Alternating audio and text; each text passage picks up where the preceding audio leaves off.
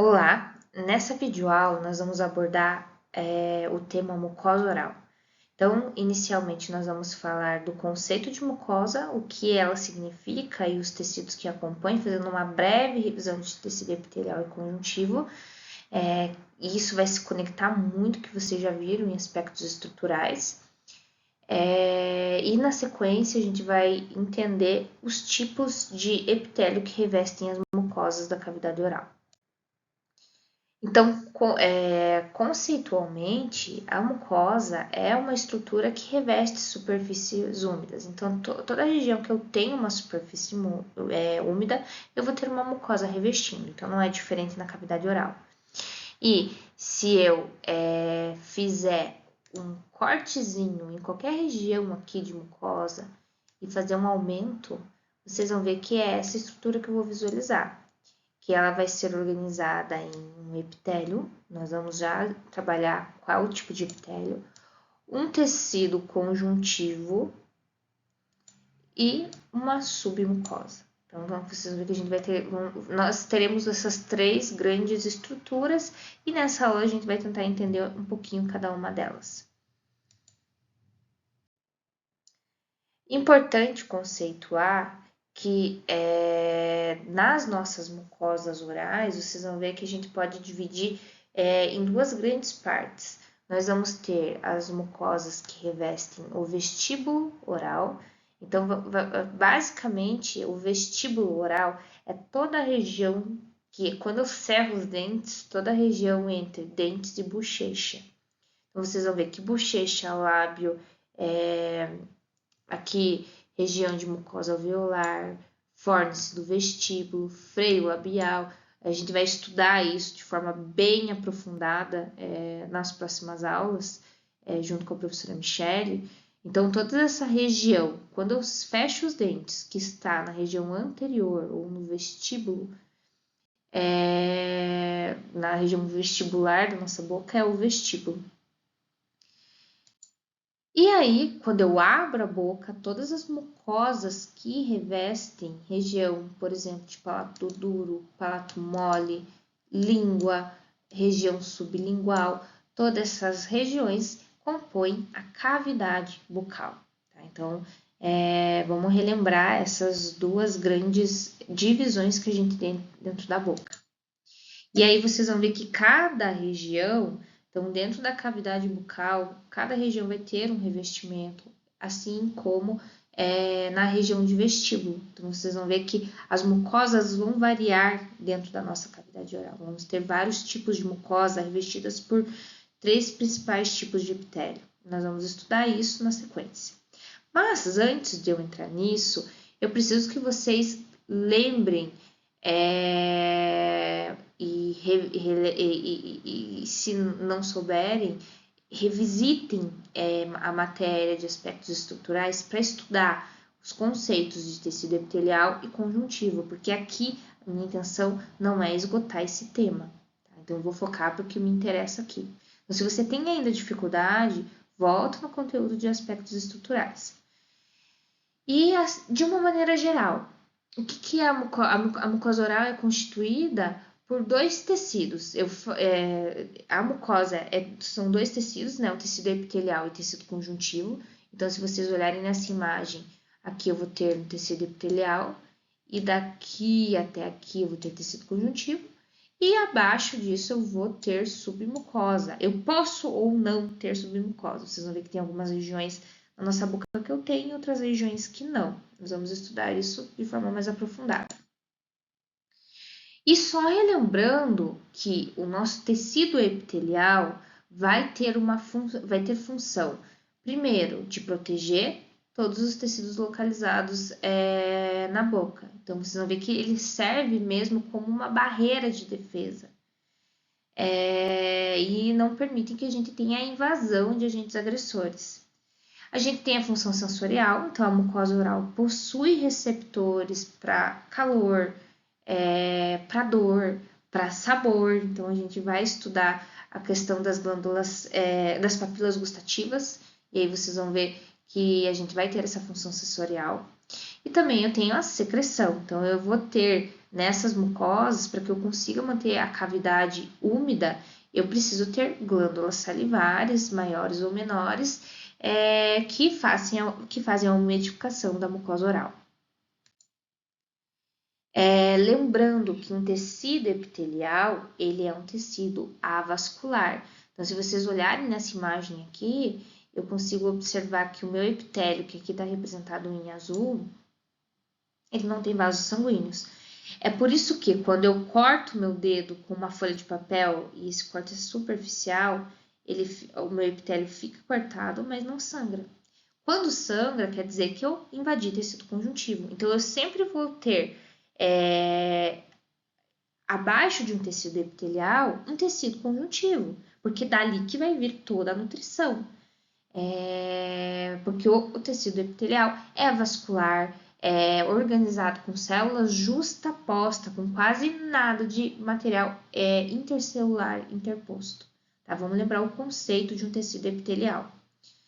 E aí toda a nutrição, todo o suporte para esse tecido epitelial vem do tecido conjuntivo.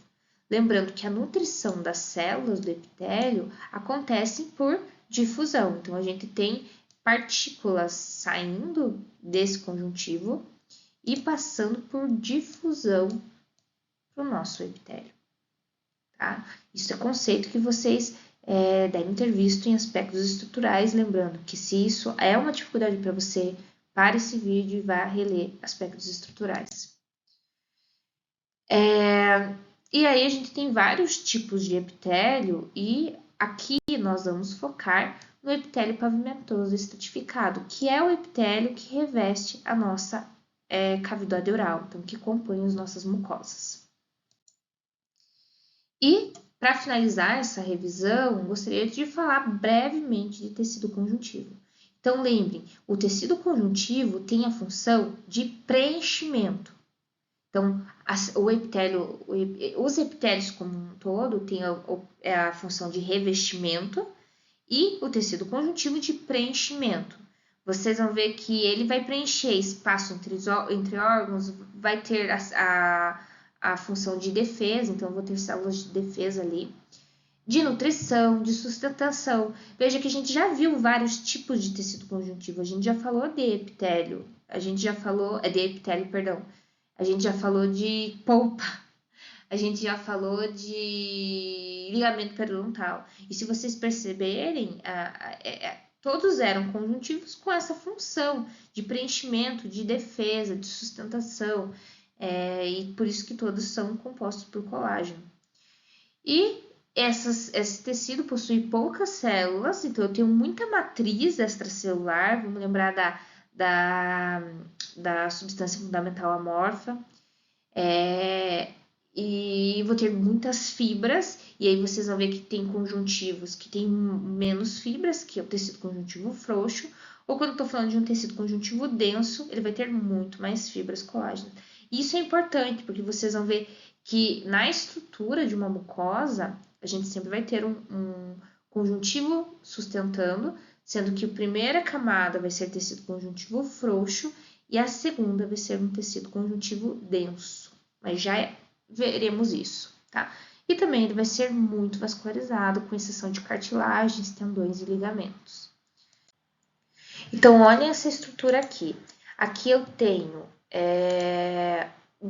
a mucosa e a submucosa, tá? A submucosa aqui está representada como tecido adiposo, mas a gente pode ter submucosa também conjuntivo, posso ter músculo como submucosa, eu posso não ter submucosa, eu posso ter muitas glândulas na região de submucosa. Vocês vão ver que a região de submucosa, que seria a camada abaixo da nossa mucosa oral, vai ser composta por vários tipos de tecido. Isso nós vamos estudar vários tipos de estrutura, e a gente vai estudar isso de forma aprofundada quando a gente for estudar as variações regionais das mucosas na nossa cavidade oral. E a mucosa em si, que é o que nós estamos falando agora, é composta por um epitélio e um tecido conjuntivo. Esse tecido conjuntivo que suporta o epitélio é chamado de lâmina própria. Então, gente, Lâmina própria nada mais é que um tecido conjuntivo. Essa lâmina própria é dividida em duas grandes regiões. Eu tenho a porção superficial, que é composta por tecido conjuntivo frouxo. Anotem aí. A região superficial da mucosa da lâmina própria, né? Que compõe a mucosa, é tecido conjuntivo frouxo. E a porção profunda é tecido conjuntivo denso. Lembrando que tecido conjuntivo denso, eu tenho muito mais fibras colágenas compondo esse tecido. Por que a gente tem essas duas camadas de lâmina própria? Então, de conjuntivo que vai compor a lâmina própria, né? Porque logo abaixo do epitélio, eu preciso de um tecido conjuntivo frouxo, porque eu preciso que chegue muita vascularização, que chegue inervação para esse epitélio. Então, por isso que o tecido conjuntivo é frouxo. E para que eu tenha uma sustentação, que eu mantenha o tecido sustentado mesmo, organizado da forma como ele se apresenta, eu tenho essa porção profunda, cheia de fibra colágena, que faz com que o tecido fique mais rígido, permitindo que haja essa sustentação dos tecidos acima. Então, lâmina própria é tecido conjuntivo frouxo mais denso. Tá? Ficou claro isso? Então, aqui olhando uma imagem histológica, se eu fizer um corte histológico nesta região aqui, eu vou ver uma região de epitélio, dividindo, separando esse epitélio, eu vou ter uma lâmina basal. Lembrem que quem não lembra do conceito de lâmina basal, também retorne a estudar na disciplina de aspectos. Então, lâmina basal vai ser aquela camada acelular, aquela trama que vai fazer com que as células do epitélio se prendam. E na sequência eu vou ter a lâmina própria, lembrando que é tecido conjuntivo frouxo mais denso. Então, tendo esse panorama geral do que é uma mucosa, agora nós vamos aprofundar no epitélio oral. Então, o epitélio oral todo epitélio oral, de todas as regiões que revestem a nossa cavidade bucal e vestíbulo, vocês vão ver que é um epitélio estratificado do pavimentoso. Por quê? Porque vocês vão ver que ele tem várias camadas que se diferem entre si. Tá? Então, a gente vai estudar hoje de forma aprofundada essas camadas. Então, elas estão dispostas em estratos, cada estrato vai ter uma nomenclatura. E vocês vão ver que todo epitélio oral inicia-se com o extrato basal. O que é o extrato basal? É a camada de célula unida à lâmina basal, que vai ter a função de células-fonte. É dali que a gente vai ter a multiplicação celular para que a gente tenha uma renovação do epitélio. Então, as células se originam dessas células basais que estão unidas à lâmina basal. Outra característica importante do epitélio oral, vocês vão ver que o epitélio oral tem um período em que eu tenho a proliferação, então eu tenho a proliferação dessas células basais, e aí vocês vão ver que essas células basais vão envelhecendo. Então, à medida que eu formo novas células basais, aquelas células passam para a camada seguinte e se diferenciam. Então, toda célula, nessa imagem aqui, eu tenho células basais. Então, as células intermediárias, antigamente, eram células basais que envelheceram e se diferenciaram. E essas células intermediárias depois passam a ser superficiais. Então, isso permite com que eu tenha um turnover de renovação celular. E uma curiosidade, vocês sabiam que esse período de renovação celular, esse ciclo, é muito mais rápido na cavidade oral? Então, veja, para que eu tenha uma renovação completa do epitélio, da pele, eu levo até 75 dias. Gengiva, de 41 a 57. E vocês vão ver que por quê? Gengiva é um tecido mais espesso, tem mais queratina do que a bochecha. Então, a gente vai estudar a composição desses epitélios. A bochecha tem uma renovação muito mais rápida. E é por isso que, quando eu machuco a boca, a cicatrização é muito mais rápida do que, por exemplo, machucar meu braço. Então, isso tem tudo a ver com esse turnover celular, que é muito mais rápido. E aí, eu preciso conceituar e trabalhar com vocês esses 3 tipos de epitélio. Então, na nossa cavidade oral, nós vamos encontrar 3 tipos de epitélio. O epitélio ortoqueratinizado, o epitélio paraqueratinizado e o epitélio não queratinizado. Eu sei que isso vocês não trabalham na disciplina de aspectos, então eu vou trabalhar com vocês de forma aprofundada. E vamos iniciar do epitélio ortoqueratinizado, que vocês vão ver que é o epitélio mais complexo, porque ele tem mais camadas, para depois a gente entender o para e o não queratinizado. Então, o epitélio ortoqueratinizado, eu gostaria que vocês pensassem como sinônimo que é um epitélio totalmente queratinizado. Quem está anotando, anota aí. Epitélio ortoqueratinizado, um epitélio totalmente queratinizado. Então, vocês vão ver que as células da última camada, elas vão queratinizar totalmente. Eu já vou explicar isso de forma mais clara.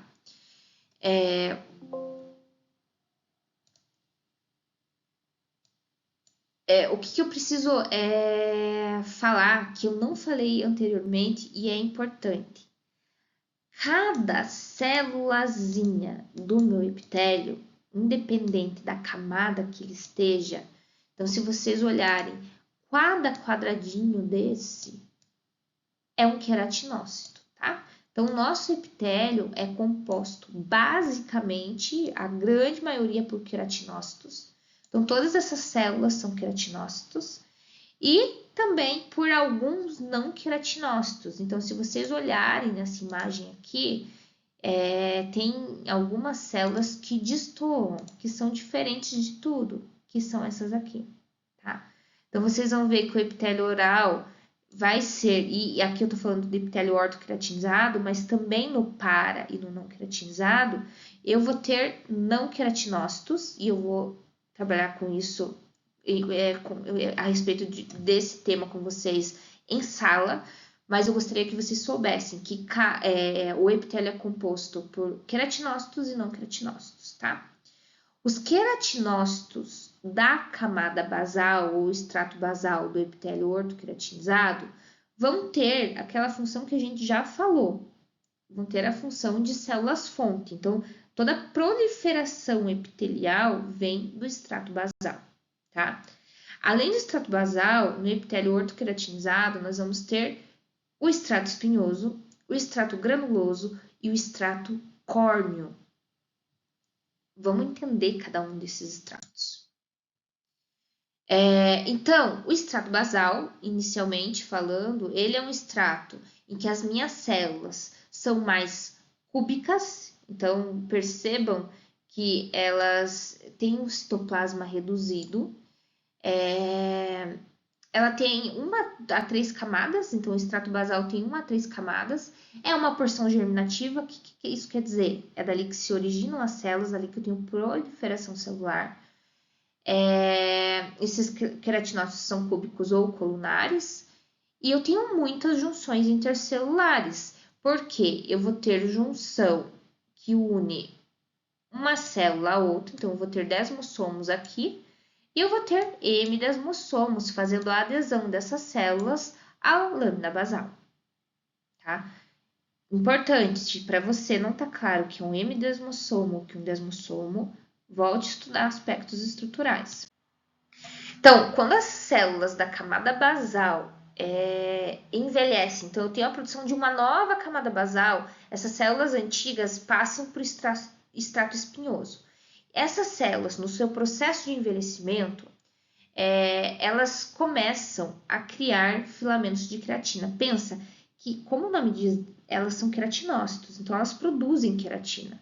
Então, no extrato espinhoso, a gente vai ter muitos filamentos de queratina como material intracelular dessas células. E esses filamentos se unem e vão formar tonofilamentos, que são essas estruturas que ficam bem evidentes no citoplasma da célula, tá? Então, vocês percebem que o citoplasma da célula parece que ela fica arrepiada, fica com espinhos.